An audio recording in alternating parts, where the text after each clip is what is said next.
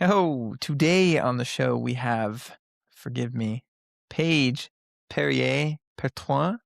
She is the director of community. She leads community, constructs community at the Nature Tech Collective. Something that was very interesting to me about her background was the fact that she is very heavily involved in an organization called Nature Tech Collective. It's very interesting to me how people use language to define a space and how it contributes to the evolution of that space. So, nature tech versus clean tech versus climate tech. It's very interesting that she's at that organization. We also go deep into what community is and how to construct it, and how it also contributes to the overall goal of pushing the space forward, whatever you want to call it. The innovators, the investors, the policymakers, the academics inside of that space, nature tech, clean tech, how community is constructed and how it contributes to the evolution of that space. So, very interesting conversation. I learned a lot that I definitely will be applying in my own life. Shout out as always to our sponsors, Clean Tech Growth Lab. If you're looking to grow in clean tech, they are the people to do it with. And the producers of this podcast, Craze and Friends. So, with that, I give you Paige. Oh, welcome to another episode of The Grove. Shout out to our sponsors mentioned just before this, but without them, it would not be possible to interview cool people doing cool things like Paige. Welcome. Hi, Blake. Thanks for having me. Yes. So, like I just mentioned, something that is interesting to me is nature tech versus climate tech versus clean tech versus all these different divisions, and you're very heavily involved in Nature Tech Collective. So that is one thing I want to make sure that we cover. But before we get there, if you could give a brief introduction of yourself and what you're building. Definitely. So I'm Paige Perillat-Piratoine, in case that's really hard Nice. to pronounce in any future iterations of this. I have a background in, well, I guess the stuff that I do is animating communities of practice, really. Hmm. So I've done it in very real communities in London, working, with kind of archetypal cities and trying to gather residents and businesses and nonprofits around a common vision of their neighborhood, building trust, that sort of stuff. I've done it with decentralized communities of open science during COVID, sharing information about vaccines, but then beyond that, trying to organize hackathons around how do we gather doctors that have a lot of data about cancer and developers that can try and figure out how to predict stuff from the imagery. And now I'm doing it with this very private, much more private sector community called the Nature Tech Collective. And that's a community of organizations that span the nature tech ecosystem. That means we have people that are measuring the health of nature, people that are restoring nature, or people that are kind of financing funds, flows of funds to nature. And so that's also fascinating, and yet a completely different way Hmm. of, animating a group. Had you always envisioned yourself in this space, or did something happen at some point where you said, "This is where I need to go"? Mm. Yeah, I think the way that I've made sense of it is I'm an army brat. I grew up in a lot of different places, moving almost every 2 years. So being almost ripped from place to place. And so building community was something that was always an aspiration, but that was almost never possible because to build community, Hmm. it takes a long time to build trust, to build layers of experiences together. And so I think I probably fell into this path by chance, but then kind of stuck to it because it was exactly potentially what I was missing personally in life. Um, and so yeah, I studied geography, which is the kind of the link between, humans and their landscape and Hmm. how do we impact the earth. And I think it's the way that I where I naturally fell into. It was the human geography aspect, right? And so, yeah, I got lucky in just this kind of like building communities piece and kept doing it. Have you noticed anything specific about, um, what I mean, we haven't gotten to it yet, but whatever label you want to attribute to it, food, tech, clean tech, climate tech, whatever. Have you noticed anything specific about this community relative to other community building spaces that you've been in? Yeah, that's such a good question. I guess I worked a lot in open innovation and open science before.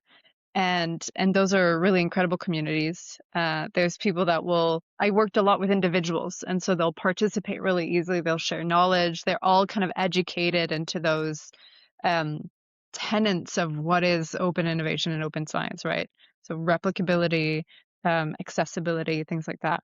And so now working with the Nature Tech Collective in this, emergent sector that we're calling nature/nature tech, Mhm. and working again, more like in a private sector setting, what I found the difference is first and foremost that the people are incredible. They're passionate and they're very smart, which makes me feel a lot like an imposter every day. But also that they're kind of undaunted, right? We're dealing with very difficult subjects every day. The loss of nature, the destruction of ecosystems, and they're there to just show resilience and say, what's happening is happening. What Mm, are we going to do about it?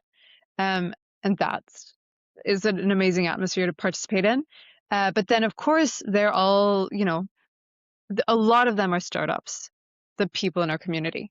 And so they're caught in a I need to, have a specific business model to be able to survive. And it's a rough market because there's so many nature tech solutions popping up and and fewer adopters. And so we're at this beginning space in the sector where there's gonna be a lot of culling, essentially. yeah, And so it's rough. And so how do you, what we're trying to do at the Nature Tech Collective is create a space where there is sharing of challenges, sharing of learnings, sharing of everything that helps us, all the community progress together.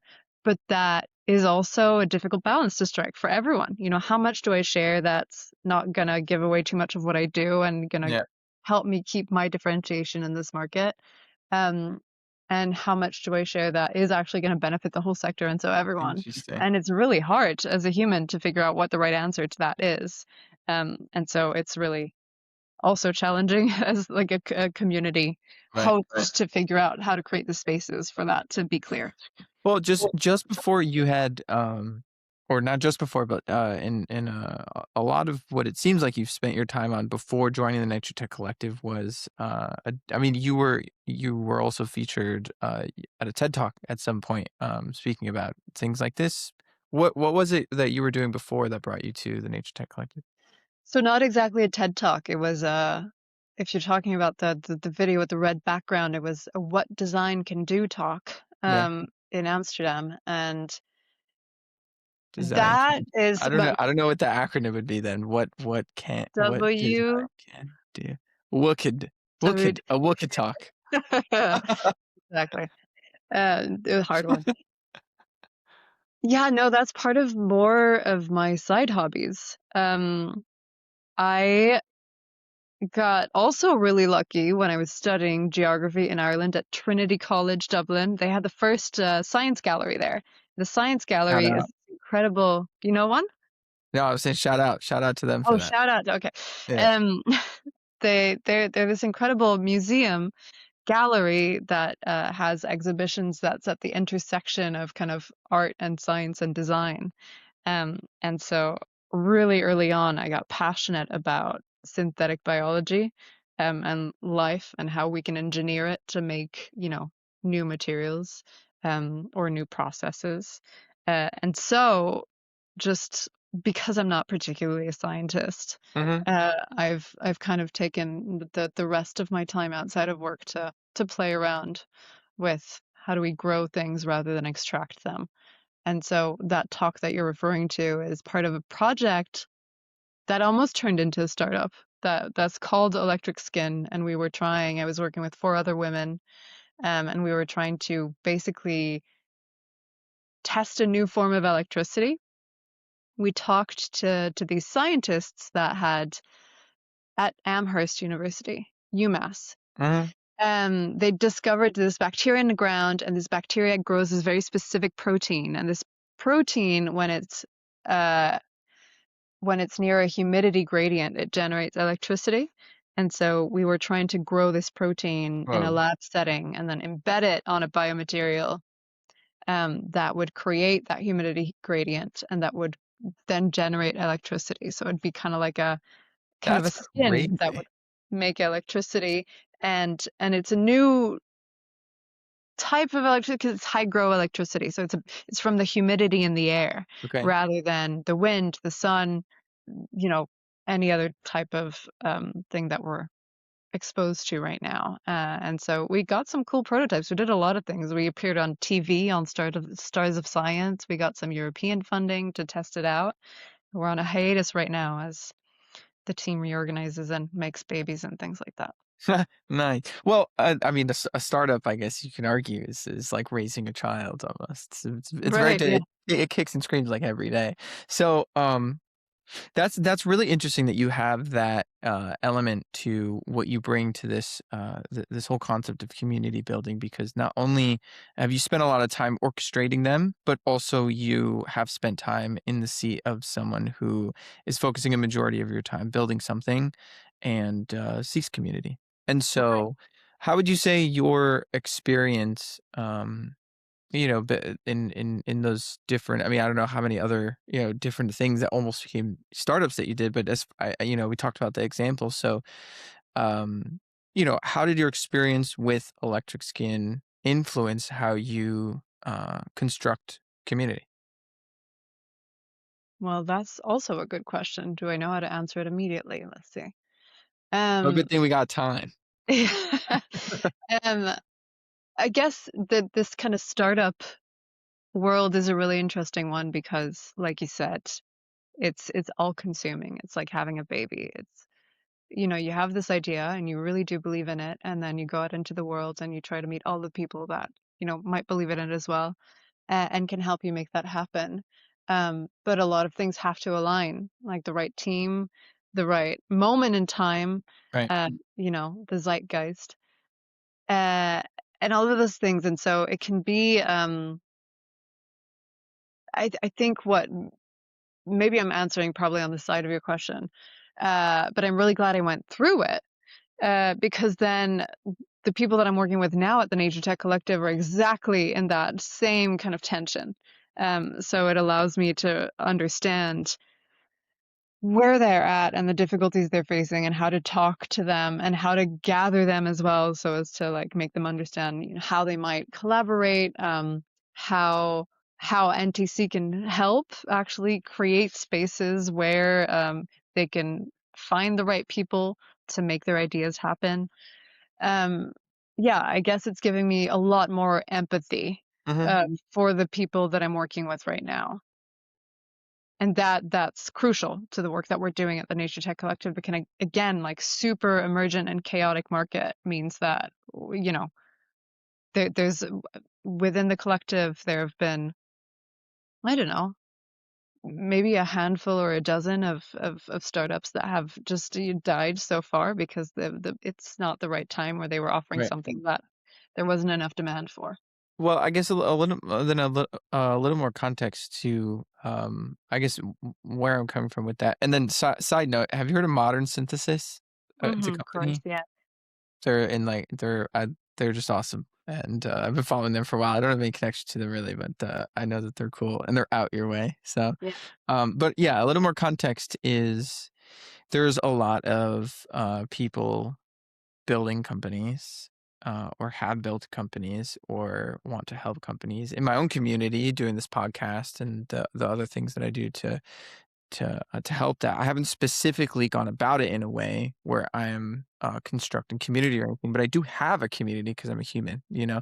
Mm. And there's a lot of these people that are in these positions, building a lot of these founders that experience loneliness because they feel like no one, at least in their immediate circles, can relate to what the journey is of building or um, trying to birth something from scratch. Mhm. Um, and so it's been interesting in my own conversations to hear how they could be connected to other people, maybe a few who are also building things but still feel like they can't relate. And so I do think, we don't have to get into like the macro picture, but like, digital, the age of people consuming things online and living online Yeah. and the decline of like social aptitude and things like this and Mhm. like so many different factors I think create a world where like casual social interaction isn't as maybe frequent as it was a while ago. So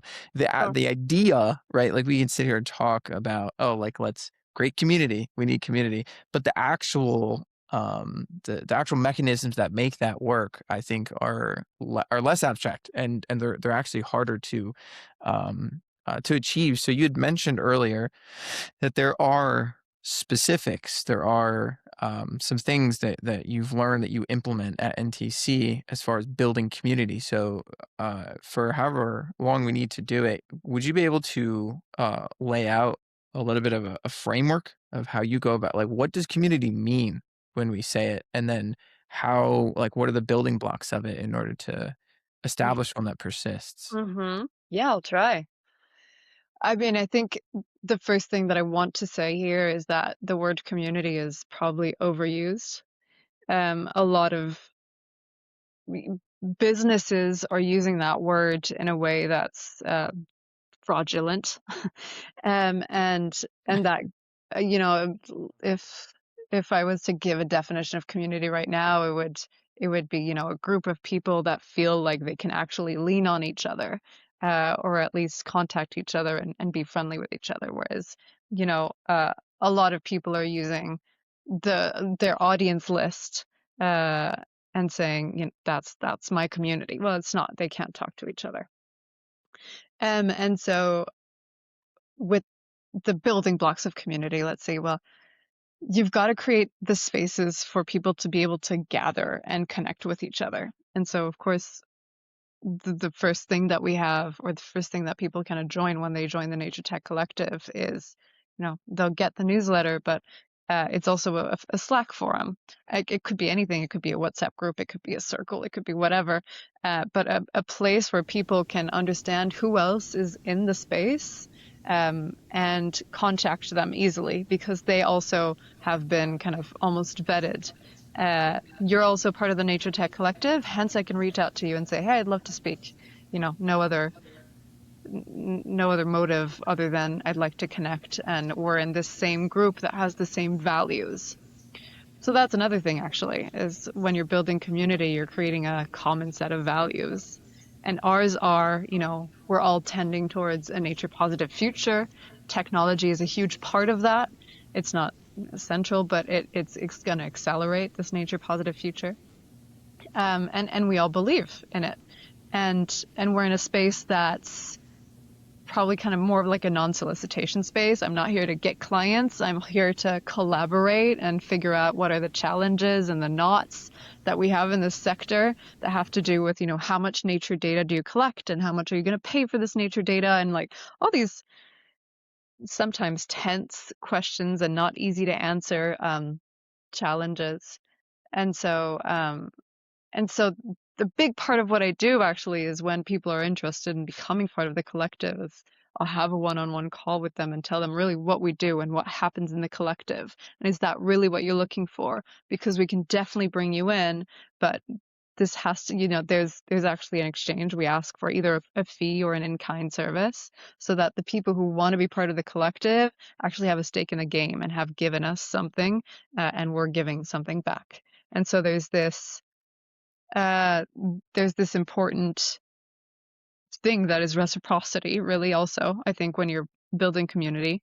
Um, So yeah, I'm kind of going really meandering here. No, I But think I no, I think those are 3 clear points to me, and the last one that you just said was, you ask for either a fee or an in-kind service to make sure that there's skin in the game. And is that, so I guess that makes me think about, free admission into communities or, free, not necessarily, like, paid for, but just, like, something where you're just admitted. Have you witnessed, communities attempt to be built and then eventually either like dissolve or people stop engaging with it or effectively like Mhm. go away after that and aside from being free potentially like what are the other things that create that. Well, I mean, free communities, first of all, they exist and some of them are incredible. Like the Work on Climate mega community is kind of a space that does that, and that's entirely free to access, and that does wonders for the world.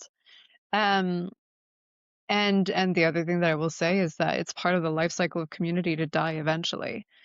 When you're managing, hosting, whatever you want to call it, a community, part of the thinking has to be that when this community sunsets, what is it that, how will I let that happen? And what is it that I will have created that what's the artifact that could live in the future that, will tell the story of what we've done together? Um, so one, it's completely natural, and two, it's part of the process to plan for that.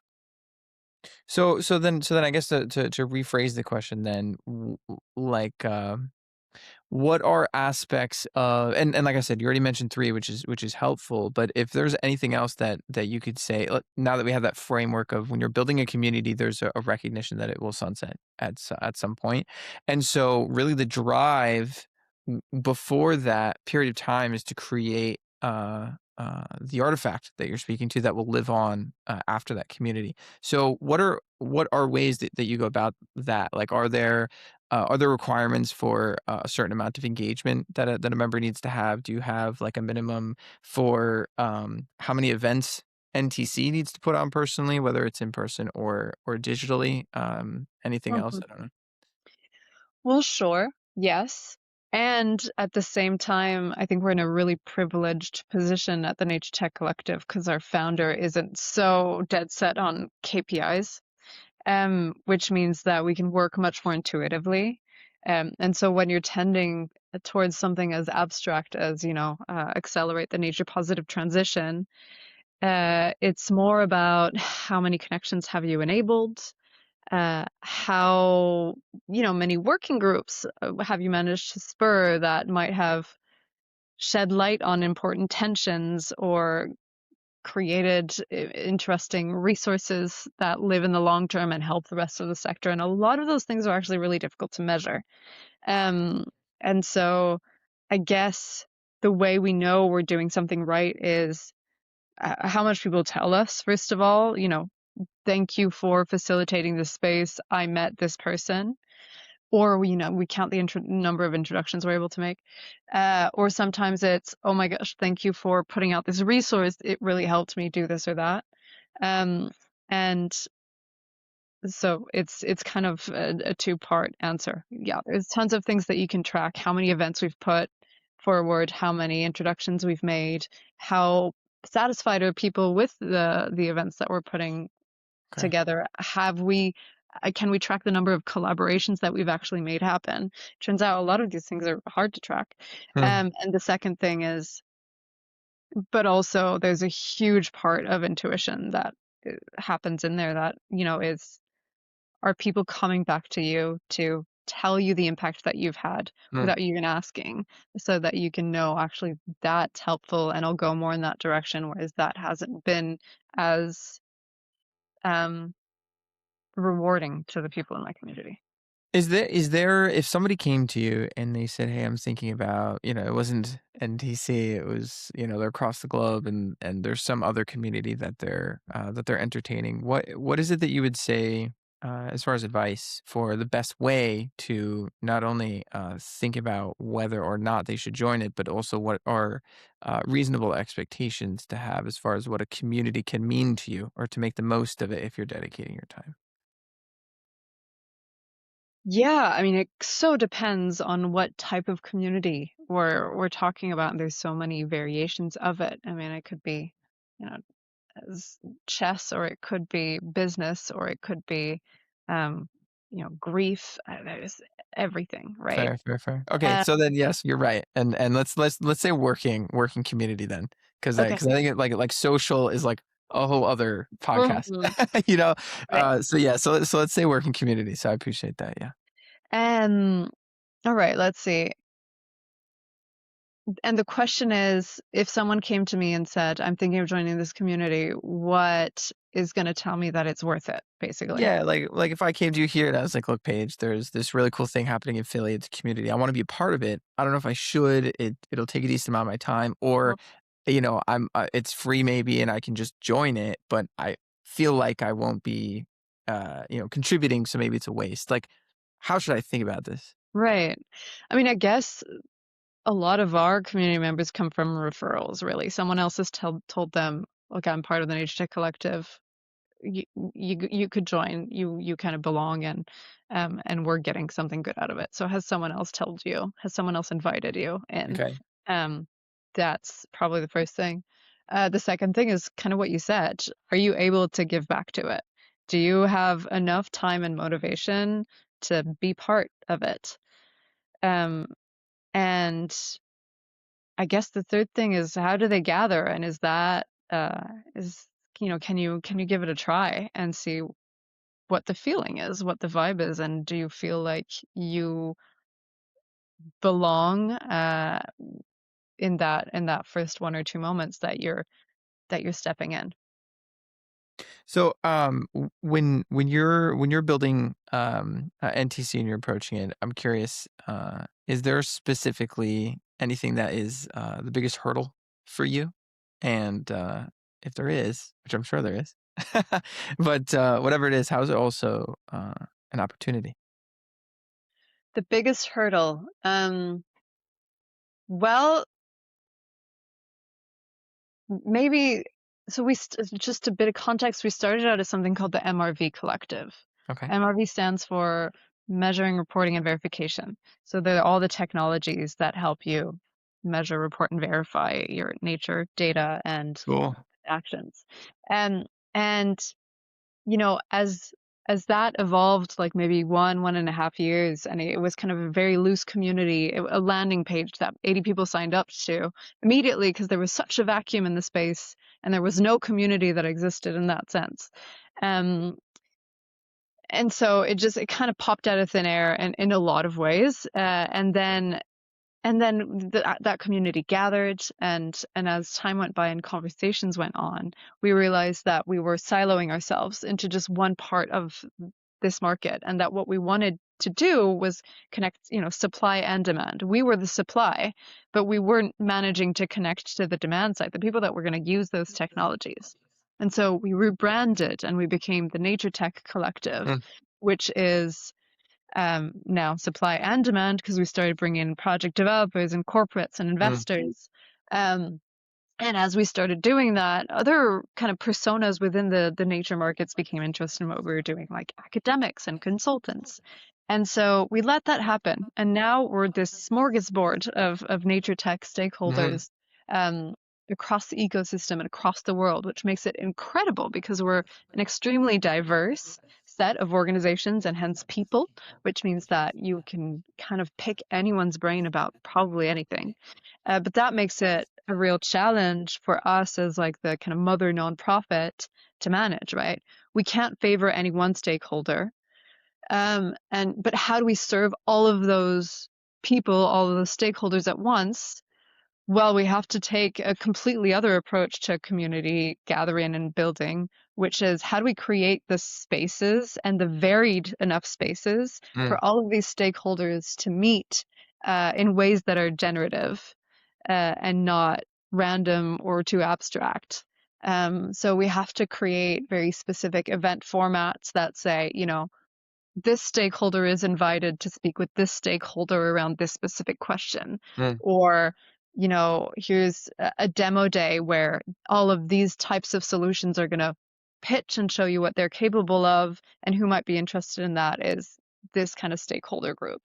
And so being very, very clear about who, what the event is for and the tension we're trying to solve, and who might be interested in it, and then like doing very targeted outreach, Yeah. basically. And so we're still learning how to do that because also we have to lean on very precise member data, um, to say, who's doing what role in nature tech in what Mm. specific geography, and how can we bring those together effectively? Does that make sense? If just small thing about that idea, how much of your gatherings are between physical and digital? We have about two digital events every month, and then physical, we do one Nature Tech Week in May in London every year, where we gather Wow. people in a very physical sense across like a week-long programming that's community built, and that's amazing. That means that it's our community that are proposing, the sessions and the events that are happening, basically, Hmm. and we're just kind of convening, we're facilitating the space. Um, and then we'll also then sometimes craft specific events, whether that's networking drinks or very closed kind of closed door brainstorming workshops at, New York Climate Week and London Climate Sure. Action Week or the COPs. So very specific spaces where we know our community is at and already gathering and where we can bring really interesting minds together, Got it. to make, to solve one specific question. Cool. You mean solve climate change? No, no, no. This is very, very much more so. All right. Two more questions for you. The first one that I alluded to, and then we haven't actually not gotten around to, and it doesn't have to be lengthy. I'm just curious your thoughts. What is your opinion on nature tech versus clean tech versus climate tech as the word to refer to a certain space? Well, I guess every generation has its buzzword, uh, and it's hard to tell what's gonna stay or if it needs to stay, really. But I never felt um, really enlivened by the word climate, Hmm. and that's because honestly, it's one part of the whole of nature, and so I really do prefer that framing because with So yeah, nature tech is almost like the mother of climate tech, of which it's only a small part of. Got it. Um, and then when it comes to clean tech, I don't really know what to say, but I feel like nature is a word and an experience that every single human can relate to. That's also embedded in the earliest folklore possible. Yeah. And for me, that's the winner. um, you know, nature. How do we Well, how do we and bring it? that's an important part, having people connect to it. That's definitely important too. So Mhm. last, for you, with all the work that you're doing, all the work there is to be done, what inspires you? What inspires me? Oh my goodness. What a tough question. And what a wide question. I guess if I'm coming back to some of the stuff I was talking about earlier, it's the possibilities, at the intersection of technology and regeneration. And for me, the really, really precise interests within that are all around biodesign and biotechnology. How do we take all these invisible forms of life that exist all around us, like soil bacteria or mycelium, and can we work with life to redesign all of our processes that we invented during probably the Industrial Revolution or even earlier, um, and, and can we reframe them I mean, and then it goes into much more out there and philosophical questionings about how do we relate to the more than human, and is there another way to be less anthropocentric, to be more biocentric?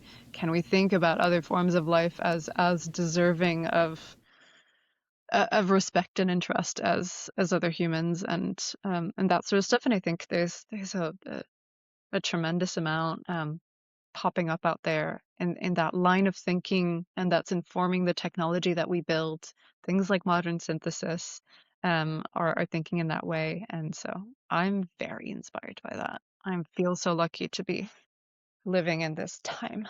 Yeah, well, also, I mean, to your point, not not only does it that type of design respect further, the other things on the planet that aren't necessarily human, but it often creates either processes or designs or ways of life that are more efficient anyway, and I also am feel better, you know. absolutely. So that's really cool. Well, Paige, this has been so cool. It's really awesome what you guys are doing in Nature Tech Collective. So thank you for doing that. If anyone else was inspired, what's the best way to get in touch? Well, thanks for having me, Blake. You can get in touch with me at my email, I guess, page at naturetechcollective.com, or just kind of go on our website and you can just reach out and we'll answer. Cool. Well, keep doing it.